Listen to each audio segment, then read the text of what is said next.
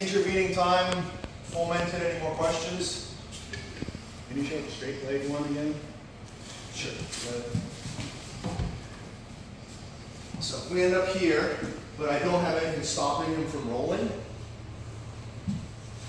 I can just turn back the other way. Okay. Yeah, as long as I've got, like, it's literally just, you can turn back the other way. There isn't like the straight leg one, there's just different versions of it, because it all just comes down to, as he turns, for example, so like, I start to backstep, I might go like this, and come up like that. It just depends on when I recognize it, right? It just, the idea is, if you can bend their leg, you can sort of keep chasing the position.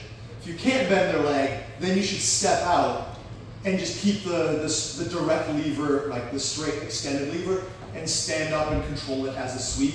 Don't try to pursue another back take. Don't try to pursue, the mount or whatever. Just fuck it. Just back out a little bit and just control one lever. How you do that will actually change based on the circumstances. Yeah. Any other questions here? All right. Based on the amount of time we have left, I'm hesitant to add too much more information. But what I'd like to do is open up like a little bit of exploration with this. So rather than teach something specifically, what I'm going to have you do is play around a little bit more, and I'm just going to, again, like give you some parameters and some ideas. So the playing that we're going to do here is going to come from the half guard, because this acts like the half guard actually allows for the greatest amount of variety of how to apply this concept. All of the other ways that you will, I shouldn't say all, but like most of the other ways or the other positions or scenarios that you'll find yourself in where you would try to do this, the application tends to be very specific. So like in the De La Riva case, it's one arm, one leg, create the ratchet, and you're basically chasing the back, and then offshoots from that will occur, but you're just trying to chase the back. In the case of the side control, you're basically trying to get their hips to move so you can either reverse them or get your guard back. In the case of back takes, like turtle stuff, you're trying to get the back. With the half guard, there are like just so many different options, and I'm just going to kind of cover them. I sort of did it at the beginning, but basically, I can use this as an amplification of attacking the underhook.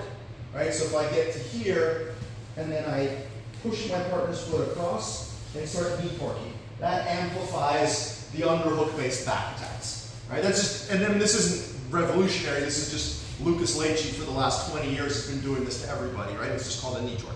So that's one example of this. Another example of this, switch it this way, is out of the high knee shield, if I'm able to just get a frame and reach across and grab this foot in any meaningful way, provided I do a good job of attaching myself to their knee so they can't straighten their leg, this becomes an attack. Where people fail with this, anytime I teach this, they're like, cool, this is all I need, and the other person lifts their knee like, ah, shit, it doesn't work anymore. The mechanism is based on putting weight into the knee. So when I get to here, I want to make sure that I've got that going. So that's another example we can attack the far leg here. Let's rotate back around here again. If you are, cutting edge meta person, octopus guard. Octopus guard works okay when you get this part. When you get this part, it works fucking great. This is what makes octopus guard like highly functional against a variety of skill levels and body types, is this ratchet lever here. Even though it's not as powerful as it might be, like if I could get lift your heel for me, sir. If I could get all the way to there, then I can really wrap him up. But even just the mechanism of blocking him, like try to lift your knee, it's difficult, right? Try to turn into me. Okay, now do the same thing. Yeah, like there you go. That's the thing of him just like passing through. Like it is stuff that can happen. Once I've got this, well now I'm definitely going onto your back, because that ratchet lever kept you stuck in place while I got this frame in. And now it's the same idea as before. If I have good frames and good hook management, and I control him well, I will definitely end up on his back. If not, it becomes a scramble, right? Like octopus guard seems like 50-50 in a lot of ways, where it's like, I can do it to you, you can do it to me, which is true until this occurs. And then it's no longer, like he can't do the same thing to me anymore because of the strength of that ratchet lever. So that's another example of how this can occur out of the half guard. So I'm just going to have you start in half guard. And your partner's job is just to be very light on top and not try to smash you. Like obviously, if he just does that, well, that doesn't help me very much.